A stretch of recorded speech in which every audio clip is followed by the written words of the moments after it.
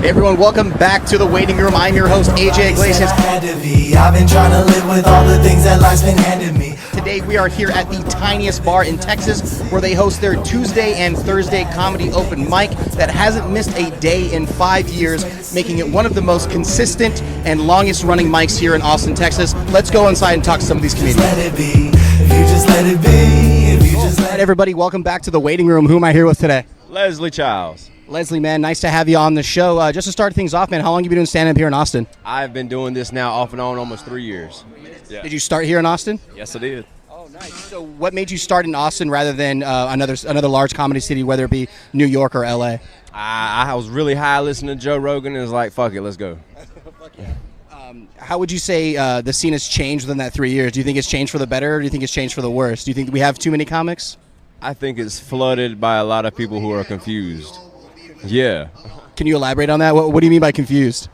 They see this as an opportunity, but they don't know what the opportunity's for, rather than a lot of us who are out here like trying to build something for our craft, and it's just getting really flooded. So what advice would you give to a brand new comic coming to Austin? If you aren't partial to hard times, don't do it. Yeah, because I mean, to do this, it's not all rainbows and butter cakes. You know, it's you really got to put your nose to the grindstone. Gotcha. Out of all the mics and all of the showcases that happen around the city, where's your favorite place to perform in Austin, other than the Mothership, obviously? That would probably be the Lucky Duck. Yeah, because Lucky Duck is like this little hidden gem on Wednesdays that, when it hits, and you got like an actual crowd in front of you. Yeah, it's a wonderful little place. And then to flip that, where's your least favorite place to perform? Oh man, put me on the spot. All right, least favorite would probably. Oh man, I don't want anybody to get mad at me, dude. All right, worst place. Let's go through them in my head real quick. I'd probably have to say, I love you, Red Band, but probably Sunset. Wow, all right. Yeah. Sunset, okay. Well, Wait, let me elaborate. Elaborate, please do. Yeah, dude, because I love the place. I love the environment. It's just, for the open mic that I go there for at 3 o'clock, it's just, there's nobody there. There's nobody ever there. And there's no one ever there.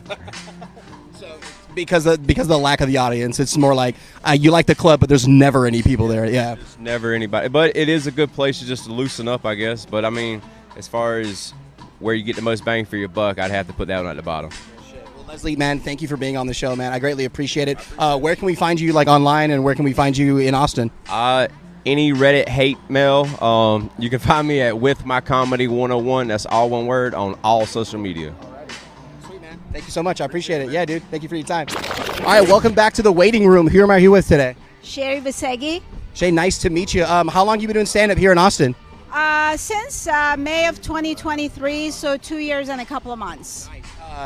What made you want to start stand-up here specifically in Austin rather than another city like LA or New York?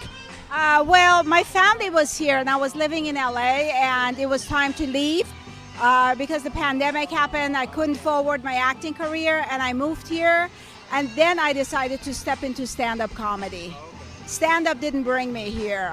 The move brought me here, my family, and then I was at the right place.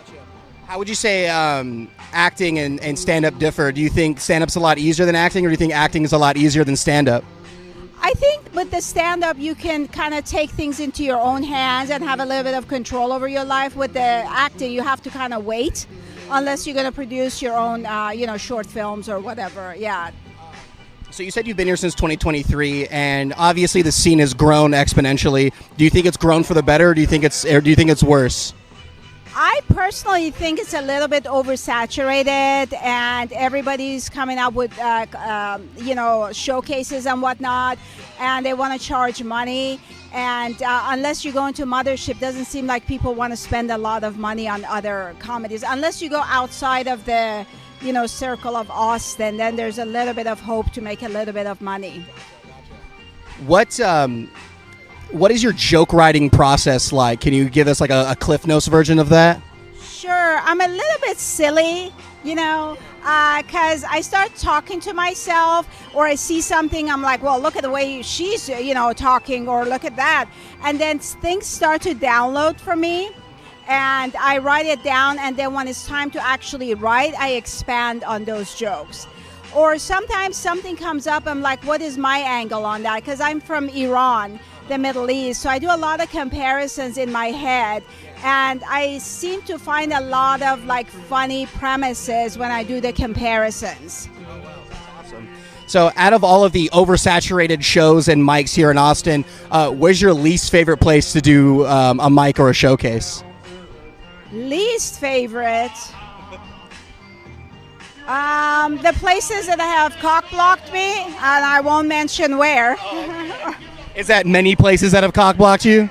No, but some of the clubs, unbeknownst to me, they're not booking me, so somebody doesn't like me. Well, thank you for being on the show. I greatly appreciate your insight. Where can we find you online? My Instagram is just my first name and last name, Sherry, Shari, Veseghi, V as Victor, Asseghi, Veseghi. Thank you so much. That it's okay if you just let it be. If you just let it be. If you just let it be. All right, guys, welcome back to the waiting room. Who am I here with today? Clemente Villegas. Clemente, man, nice to meet you. How long have you been doing stand-up here in Austin? I've been doing stand-up in Austin 4 years. Did you always do stand-up here in Austin? I started in a town called Amarillo, Texas. I did that 4 years as well. So 8 years in, everybody. Woo. Hell yeah. How would those two scenes differ, say, from like Austin and Amarillo? Amarillo is a scene of about 8 people. So when I was there, I was like running shit. I was booking all the shows. So completely different. There's a lot rougher crowds there. Like all the times people have tried to fight me have been in Amarillo. Austin crowds are honestly like pretty awesome most of the time. So. Yeah, that's awesome. Out of all of the mics and the showcases here in Austin, what do you think is your least favorite place to go do stand-up at? Least favorite place to do stand-up. I don't want to be mean. Tiniest sucks sometimes, and that's where we are right now. I mean, there's so many not good places to do stand-up. It's it's a tough one. Shakespeare's, I kind of hate that place. Abe's Smoke Shop, is that still around? I think so. I'll say that's the worst. They still do like 10-minute Tuesdays. Yeah, Abe's is the worst place. It's absolutely, no doubt. Or just to flip the coin, where's your favorite place to do stand-up at, venue-wise? My favorite mic would be Fallout on Mondays. They're low-key about it, so I don't know if I'm allowed to talk about it. What else? Kick Butt's pretty cool. Kick Butt on Wednesdays. I just did a mic yesterday on Wednesday at his what was that place called? THC? Yeah. That was a great mic. That was a good time. What made you want to stay in Austin rather than move somewhere like LA or New York? LA sucks. I don't ever want to live there. New York, I would move to New York if I could afford it. So Austin is just, I feel like Austin's a good place to start, and then once you like, this is just a lie I tell myself, I don't know if it's true, but once you're established, then you can go hit New York. But I don't know, you might still start at the bottom no matter what. So we'll see. In that 4 years, the scene has obviously exploded. Do you think that's for the better or for the worse? Better. Everything's better. I think everyone gets better the more competitive it is. So, and I'm just positive. I don't get into all that complaining shit. Yeah, of course. What advice would you give to a new comic who's just moving to Austin? Write as much as you can.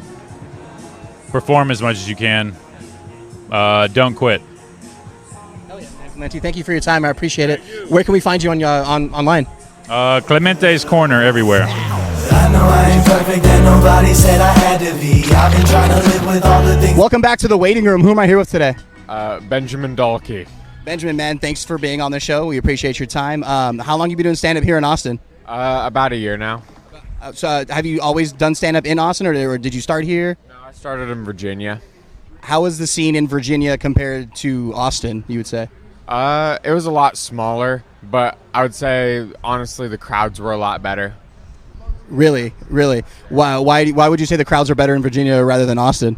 I think that in a small scene, comedy is a much more of like a novelty, and so a lot more regular people come out, and in small like urban areas, I think that people go out to bars more on weeknights, and that's when open mics are happening.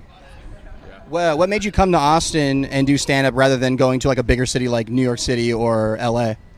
I thought it would be more approachable because I'd only been doing it a year, and I thought that like I would the level that I'd have to get to like benefit from Kill Tony or something like that was a little bit lower than the level that I'd have to get to benefit from like stuff in New York. Like in New York, to make it, I'd have to be a lot better at first. So I thought that immediately this would be more gratifying, even though it's still going to take years. No, it's definitely a time game. So you would say that if you're a newer comic, you would want, and if there were to go to a big city, you would recommend Austin rather than other cities. Yeah, I'd say it's pretty good. I mean, there's other cities too. There's like Philly, DC, places like that are probably pretty good. I'm not like that experienced with those scenes, but I have friends that live those places and they say they're pretty good. But I like Austin. Out of all like the many mics and the many showcases that happen around in Austin, where's your favorite place to perform? Probably Narbar, but only on Fridays and Saturdays. And then to flip that, where's your least favorite place to perform? San Jack Saloon. You're not the first person to say San Jack's. When you're writing jokes, what's that process like? Normally, I'll either say something that I think is funny, like is a premise, just talking to my friends or something like that, and then I'll write it down, or I'll think, I'll have like some idea, like I want to cover the fact that like I'm a loser and I get no pussy or something like that, and so I'll kind of set my mind to that and try to write a bunch of jokes about that. But normally it's pretty random, and then I just kind of, sit on it for a while, change the wording here and there, mess around with it. That's it. If you weren't pursuing stand-up, what would you think you'd be doing right now with your life? Probably working like a tire shop. I mean, I'd be doing that anyways, but that is probably what I'd be doing the whole time. Well, thanks for being on the show, man. I greatly appreciate it. Where can we find you online? Benny D Comedy on Instagram. Again, thank you again for your time. I appreciate it. Hey guys, welcome back to the waiting room. Who am I here with today? Simply Courtney. Simply Courtney, nice to have you on the show, my man. How long have you been doing stand-up here in Austin? I've been doing stand-up for 12 years. Were all those 12 years here in Austin? Yes. Being from Austin and being from the scene out here, how would you say the scene has changed for the better or for the worse in these last 12 years? Yes. Exactly. How long have you been running the mic here over at Tiniest Bar? Stop being an asshole. I know. No, you're good. No, you're good. Now, the scene's changed for the better, in my opinion, because you have more people that know what stand-up comedy is now. So when you're producing a show, you don't have to explain to people what comedy is. Now, you say stand-up, people are immediately down to come see the show, regardless of who's on the damn show. It used to be a thing where if you put on a show, got to have some name recognition and face recognition. Now, people are willing to come watch a damn comedy show in the back of a damn house. I did a comedy show in my car the other day. Not the other day, but last year. No, I'm for real. I did a comedy show in my car. Like, I was driving, and I would pick up a passenger, and that passenger would tell jokes to the passenger who was a comic in the front seat would tell jokes to the passengers that were in the back seat. That's actually the most creative comedy show I've ever heard of. That's fucking awesome. Holy shit. Comedy car. Cast comedy. What did I call it? Comedy cast. Comedy taxi. Oh, that's comedy taxi. Did you have that like up streaming anywhere or? Nah, I put it on YouTube. I did 3 episodes on YouTube. Okay. No, we'll definitely have to plug that because that sounds like a blast. Oh hell yeah! How long have you been hosting the Tiniest Bar mics here? This thing's to be close to about 6 years. I think it's about 5 to 6 years. Oh really? And how'd you come across this bar, this venue in particular? My homie asked me to do it. I used to host an open mic over at the Red Shed, which is now called the Far Out Lounge, way off of South Congress, if you know anything about Austin. And I was there for the longest. Shout out to my homie Neil. And then he brought me over here to Tiniest Bar. I took like a 3-year hiatus, and I was trying to chill and not comedy, but I took a 3-year hiatus from hosting open mics.